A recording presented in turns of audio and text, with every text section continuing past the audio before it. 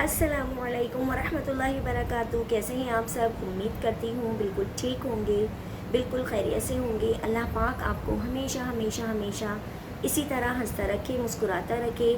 आपकी ज़िंदगियों को अल्लाह पाक हर गम से, हर उलझन से, हर परेशानी से दूर कर दे। अल्लाह पाक आप पर अपनी रहमतें और बरकतें नाजिल फरमाए। अल्लाह पाक आपको ऐसा बंदा बना ले जैसा अल्लाह ताला चाहता है। नेक काम करने की अल्लाह पाक आपको तौफीक दे और बुरे कामों से अल्लाह पाक हमेशा हमेशा हमेशा आपको बचाए रखे। देखिए, दुनिया की ज़िंदगी जो है ना, वो फ़ानी है, वो एक दिन ख़त्म हो जाएगी। तो वो लोग जो आपसे नाराज़ हैं या जिनसे आप नाराज़ हैं, उनको मना लीजिए और उनसे माफ़ी मांग लीजिए, क्योंकि हमें हमेशा इस दुनिया पे राज नहीं करना, हमें हमेशा इस दुनिया पर हुकूमत नहीं करनी। ये सोचिए कि आज हम हैं, कल अल्लाह जाने हम हों या ना हों।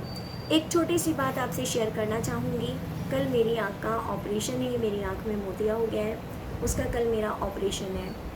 तो हो सकता है कि मैं 2 से 3 दिन कोई भी वीडियो अपलोड नहीं कर पाऊँ, और मैं ये भी जानती हूँ कि मुझे देखने वाले, मुझे सुनने वाले वो मेरी वीडियो का इंतज़ार करते होंगे। तो उनसे मैं माज़रत चाहूँगी 2 से 3 दिन के लिए कि मैं कोई वीडियो अपनी अपलोड नहीं कर पाऊँगी। तो आप लोग मेरे लिए दुआ कीजिएगा कि अल्लाह पाक जल्द अज़ जल्द मुझे सेहत अता फ़रमाए और मेरी आँखें ठीक हो जाएँ बिल्कुल। अल्लाहुम्मा आमीन सुम्मा आमीन।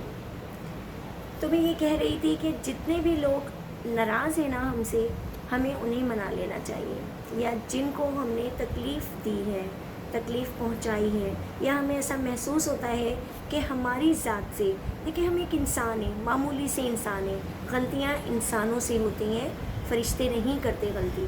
तो गलतियाँ इंसानों से ही होती है ना। अगर कोई ऐसी गलती हुई है कि आपको महसूस होता है कि आपकी वजह से किसी का दिल दुखा है, तो उससे जाके माफ़ी मांग लीजिए।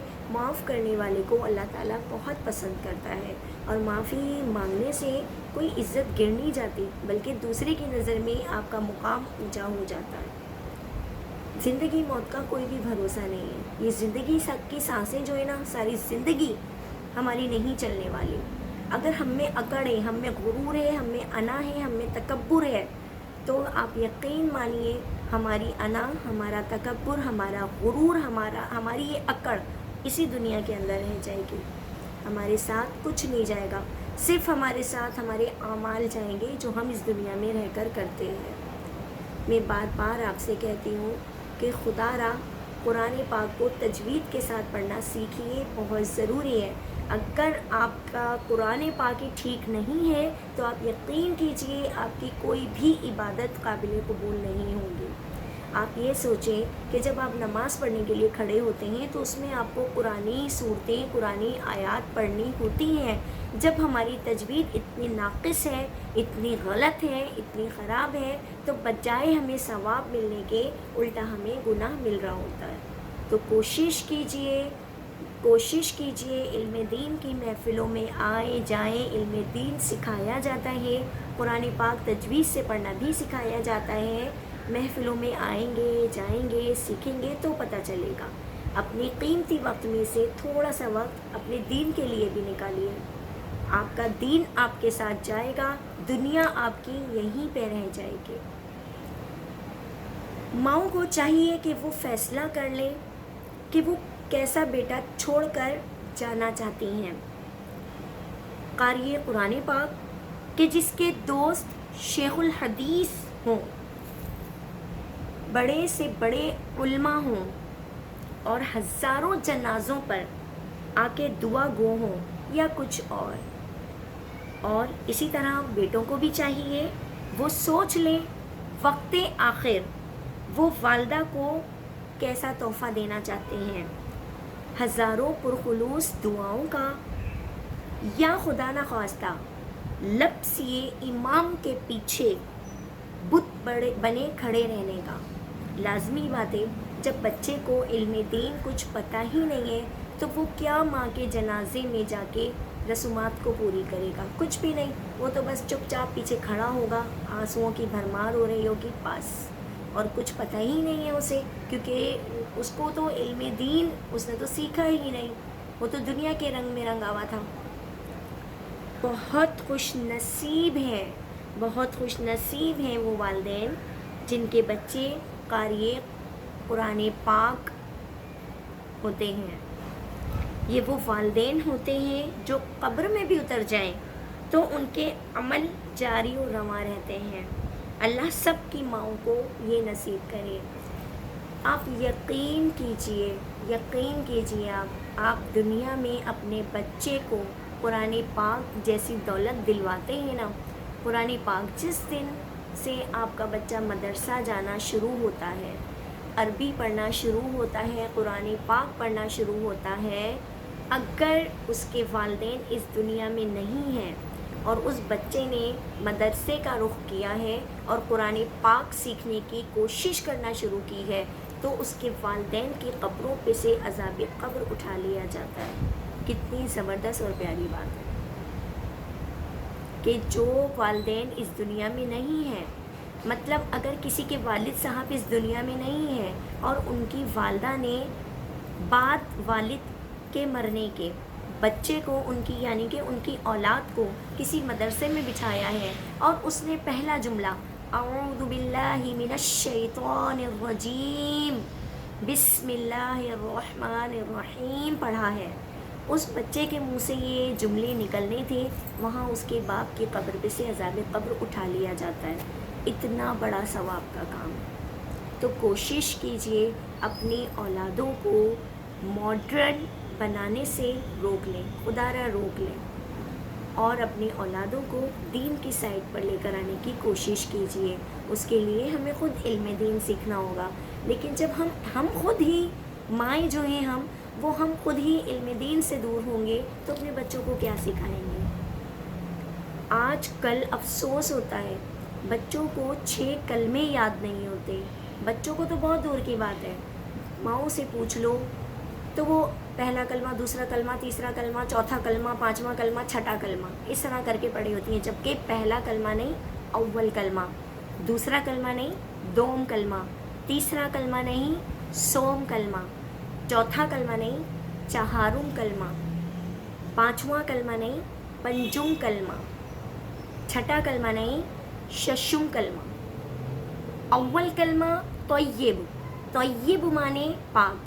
بہت سارے لوگ کہتے ہیں طیب طیب طیب، طیب غلط جملہ ہے، اول کلمہ طیب، طیب مانے پاک، ٹھیک ہے۔ دوم کلمہ شہادت، شہادت مانے گواہی، سوم کلمہ تمجید، تمجید مانے بزرگی، چہارم کلمہ توحید، توحید مانے واحد یعنی کہ اکیلا، صحیح ہے۔ پنجم کلمہ استغفار، استغفار مانے توبہ کرنا، ششم کلمہ رد کفر، رد کفر مانے کفر کی باتوں کو جھٹلانے والا۔ یہ ہے کلموں کے معنی اور ان کے ترجمے۔ تو آپ اپنے بچوں کو، اگر آپ نے میری ویڈیو غور سے دیکھی ہوگی، سنی ہوگی تو ضرور کچھ سیکھا ہوگا، اور اپنے بچوں کو بھی آپ سکھانے کی ضرور کوشش کریں گے۔ اپنے بچوں کو دوسری بات یہ سکھائیے، دیکھیں بچوں کو کچھ نہیں پتہ ہوتا، ان کا ذہن کورا ہوتا ہے، لیکن اگر آپ سکھائیں گی تو بچے ضرور سیکھیں گے، کیونکہ سب سے قریب بچے ماں کے ہوتے ہیں، باپ سے بہت محبت کرتے ہیں، لیکن زیادہ تر وقت ان کا اپنی ماں کے ساتھ گزرتا ہے۔ تکبیر کسے کہتے ہیں؟ تکبیر تو بچے کو بتائیے بیٹا اللہ اکبر کو تکبیر کہتے ہیں، اللہ اکبر کو تکبیر کہتے ہیں۔ اسی طرح تعوذ، تعوذ کسے کہتے ہیں؟ بچے کو بتائیے اعوذ باللہ من الشیطان الرجیم کو تعوذ کہتے ہیں۔ اسی طرح تسمیہ کسے کہتے ہیں؟ تسمیہ کسے کہتے ہیں؟ بسم اللہ الرحمن الرحیم کو تسمیہ کہتے ہیں۔ تو یہ چیزیں آپ خود سیکھیں، پھر اس کے بعد اپنے بچوں کو سکھائیں۔ اور سکھانے کا اچھا وقت کون سا ہوتا ہے؟ جب رات کو بچہ سونے کے لیے لیٹتا ہے تو صرف اس کے لیے آپ آدھے گھنٹے کا وقت نکالیے۔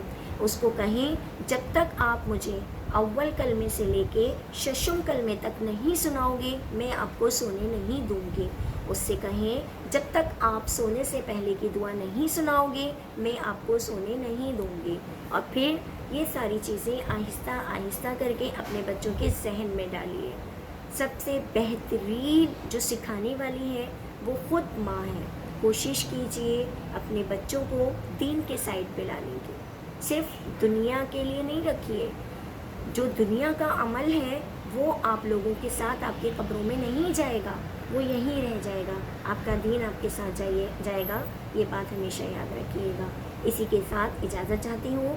زندگی رہی تو نیکسٹ ٹائم دوبارہ آپ کے سامنے حاضر ہوں گی. جب تک کے لیے السلام علیکم.